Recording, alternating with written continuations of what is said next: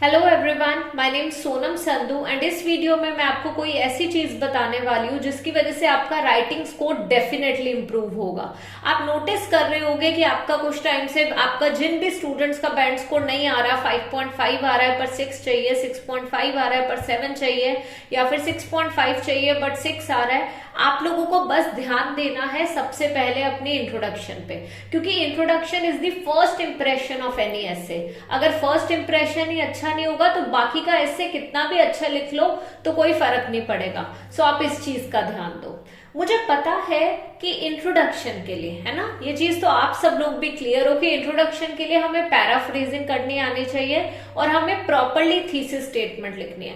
सो paraphrasing करनी तो हर किसी लर्नर ने सीख ली है, चाहे रो के धो के, है ना, रो धो के सीख चुके हो पैराफ्रेजिंग करना। अब आप एक्चुअली कर लेते हो, लिख लेते हो, पैराफ्रेजिंग कर लेते हो, but now the point is thesis statement. Thesis statement बहुत सारे लर्नर्स को लिखने ही नहीं आती है।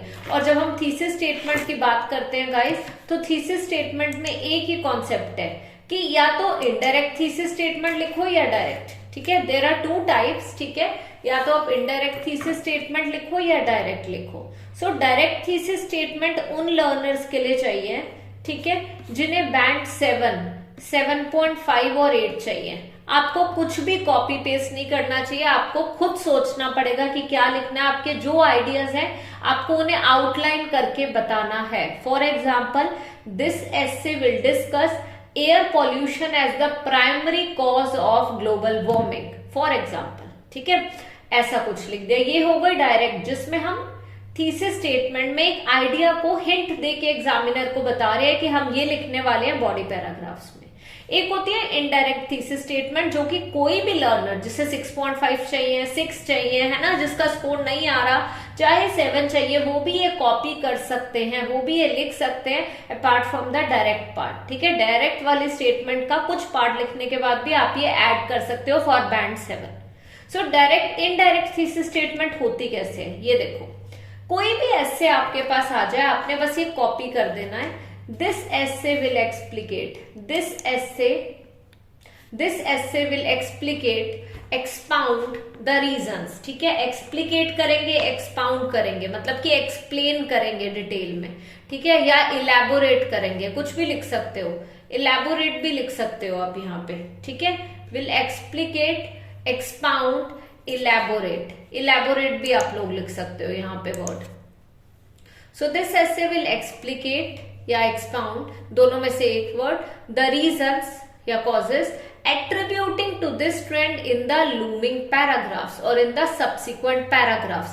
ये होती है हमारी इनडायरेक्ट थीसिस स्टेटमेंट, जिसमें हम कोई आइडिया नहीं देते, बस लिख देते हैं कि हम ये चीजें बताएंगे सब्सिक्वेंट पैराग्राफ्स में। कोई हिंट नहीं देते एग्जामिनर को, बस ये बताता है कि ये हम लिखने वाले हैं। ठीक है, सो इसे बोलते हैं हम इनडायरेक्ट थीसिस स्टेटमेंट। ठीक है, अब ये सेम आप कॉपी कर सकते हो। अगर आपका एग्री डिसएग्री ऐसे है, this essay will explicate the reasons attributing to this trend in the looming paragraphs. This essay will explicate the reasons along with remedial measures। ठीक है, along with remedial measures in the subsequent paragraphs। अगर आ गया problem solution ऐसे, तो क्या लिखोगे, this essay will explicate, copy कर लिया यहां से।